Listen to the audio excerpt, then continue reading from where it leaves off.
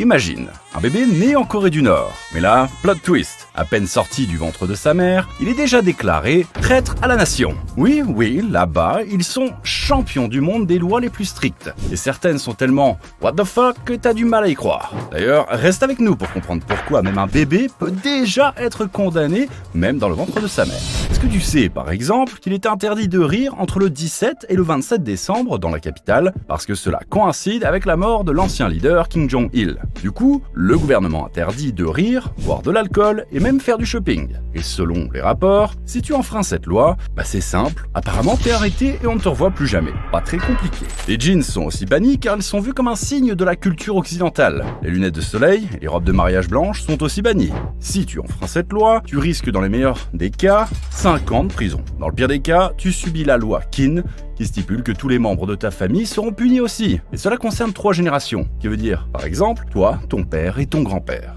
Avec ces lois bizarres, on devrait aussi demander à Kim Jong-un de mettre en prison ceux qui regardent nos vidéos et ne s'abonnent pas et ne les partagent pas. Alors vas-y, fais-le avant qu'on ne le fasse pour de vrai. Ok, ça c'est une blague. Mais croyez-moi, pour le reste, c'est vérifié que c'est vrai. Peut-être que c'était pas une blague. Allez, on ne sait jamais. Abonne-toi. Ici, il y a bien des élections. Mais pour voter, t'as qu'un seul candidat. Et si tu ne votes pas pour lui, direct prison. À la télé, un seul et unique canal et pas question de zapper. Et le meilleur, en Corée du Nord, tu peux finir en tôle, même pour avoir juste pensé à un crime. Bienvenue dans l'univers parallèle le plus flippant du globe. Retour en 1945. Le Japon contrôlait toute la Corée depuis 35 ans. Mais après la Seconde Guerre mondiale, paf! Le pays est coupé en deux. Au nord, l'influence soviétique, au sud, les Américains. En 1948, Kim Il-sung prend les commandes et fonde la République populaire démocratique de Corée. Un nom bien long pour un endroit où la démocratie n'a jamais vraiment existé. En 1950, Nord et Sud se tapent dessus dans la guerre de Corée. Mais même après la fin des combats, pas de traité de paix. Techniquement, ils sont encore en guerre aujourd'hui. Depuis, un seul clan règne. D'abord Kim Il-sung, puis Kim Jong-il, et aujourd'hui son petit-fils Kim Jong-un. Chaque chef a inventé des lois encore plus strictes que le précédent, juste pour garder la population sous contrôle et éviter qu'elle ne tombe sous le charme de la Corée du Sud ou de l'Occident. Et attention, on parle de règles dignes d'un film dystopique. Exemple, dans le métro, pas de musique, uniquement les discours de la famille Kim. Et silence complet, sinon, sanction. Tu mates un drama sud-coréen ou un film hollywoodien, direction camp de travail. Pourquoi ? Officiellement, pour éviter toute contamination idéologique venue de l'étranger.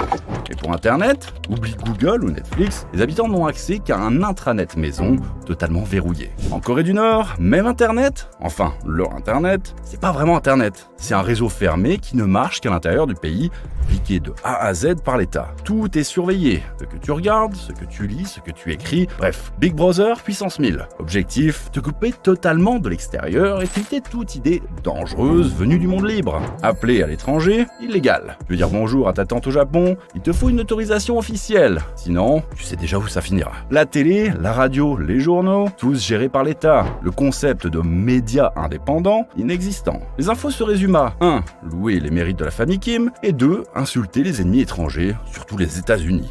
Dès l'école, on t'apprend à détester l'Amérique et ses alliés. C'est presque une matière obligatoire. Et attention, même ta coupe de cheveux, c'est pas toi qui choisis. Il existe une liste officielle de coiffures autorisées. Pas sur la liste, pas sur ta tête. Jeans, cheveux teints, fringues flashy, interdit. Si t'oses, on te confisque tout et en prime, punition. Même ton assiette est sous contrôle. Hot dog interdit, tteokbokki et bulgogi interdit, trop sud-coréen. Voyager d'une ville à l'autre, permis obligatoire. Sans ça, c'est illégal. Et pour quitter le pays, oublie. Le passeport nord-coréen est réservé à l'élite. Aux fonctionnaires proches de Kim Jong-un, le reste du peuple, lui, ne sort pas, sauf en rêve. Maison, terrain, boutique, business, rien ne t'appartient. Tout est à l'État. Toi, tu peux juste l'utiliser, tant qu'ils sont d'accord. Côté religion, zéro liberté. Alors, officiellement, il y a des églises, mais juste pour faire joli devant les touristes et la presse étrangère. Si tu essaies vraiment de pratiquer une religion, direction camp de travail. Et si, par malheur, tu critiques le régime ou la famille Kim, il y a carrément un billet express pour l'au-delà. En Corée du Nord, si tu oses lever la voix contre la dynastie Kim, c'est pas seulement toi qui paye. Non. Ils embarquent toute ta famille. Et pas juste tes parents, ta descendance aussi. Oui. Jusque 3 générations. Autrement dit, si ton grand-père a été déclaré Traître, dans les années 80, toi, son petit-fils, né en 2025, t'es déjà fiché comme ennemi de l'État avant même de savoir marcher. Le but ? Empêcher que le sang de la rébellion ne se transmette un jour, comme si c'était un truc marqué dans ton ADN. Et pour surveiller tout le monde, chaque quartier a ses espions officiels, qui écoutent, observent et rapportent le moindre geste suspect. Le plus fou, tu peux finir en prison non seulement pour un crime, mais aussi pour avoir pensé à le commettre. Si tu as la malchance que quelqu'un balance tes pensées à la police, c'est game over. Dès ta naissance et jusqu'à ta mort, tu participes chaque semaine à des séances d'autocritique devant tout le monde. Tu as vu tes fautes, du style « j'ai caché la faiblesse d'un camarade à l'État »,« j'ai pas assez complimenté Kim Jong-un » ou pire « j'ai trouvé un truc étranger trop cool ». Et là, les autres autocritiquent à tour de rôle pendant que tu t'excuses. Bien sympa, non ? Côté élection, oui, voter est obligatoire. Et devine quoi ? Il n'y a qu'un nom sur le bulletin. Tu ne votes pas, t'es un traître. Et pourquoi faire semblant d'organiser des élections ? C'est simple.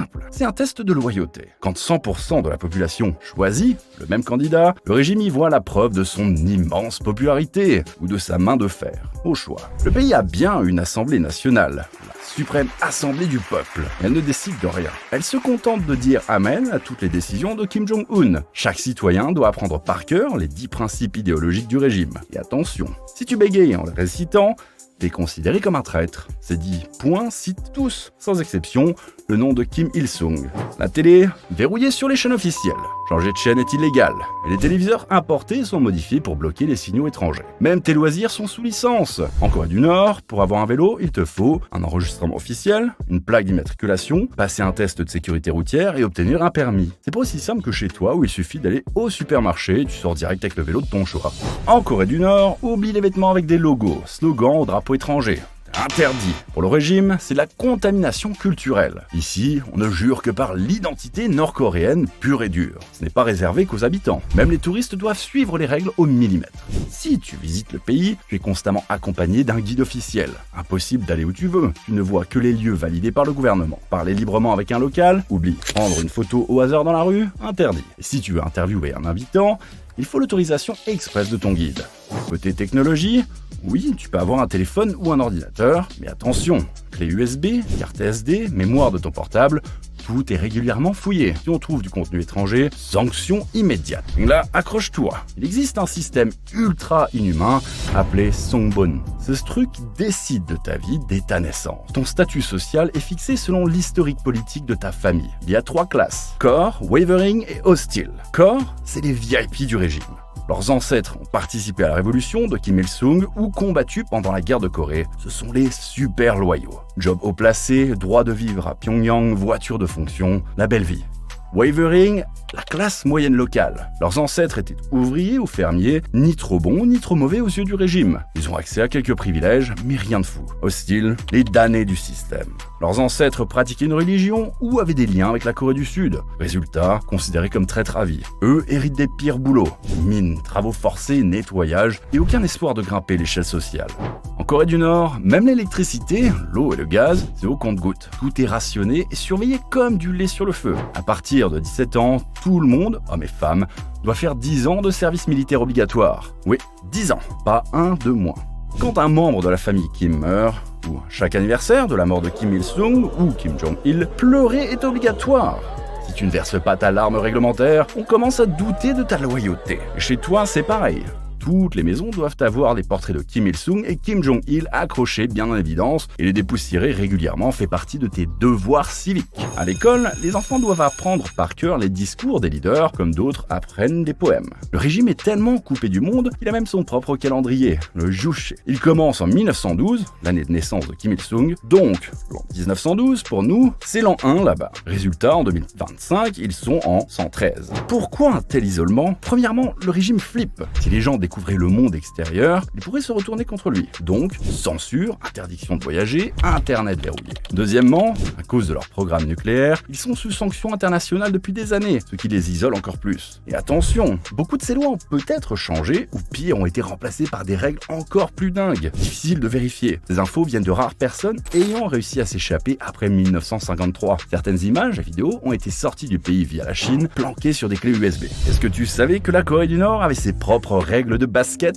Oui, Kim Jong-un et son père étaient de gros fans, mais ils ont décidé de pimenter un peu le jeu. Par exemple, un dunk, là-bas, ça vaut 3 points. Et si tu mets un 3 points parfait, sans toucher l'arceau, swish, c'est 4 points directs. Autant dire que Stephen Curry serait une légende vivante en Corée du Nord. Mais attends, c'est pas fini. Ici, si tu rates un lancer franc, c'est juste dommage. Là-bas, tu perds carrément 1 point. Imagine Shaquille O'Neal. Il finirait peut-être avec moins 10 points à la fin du match.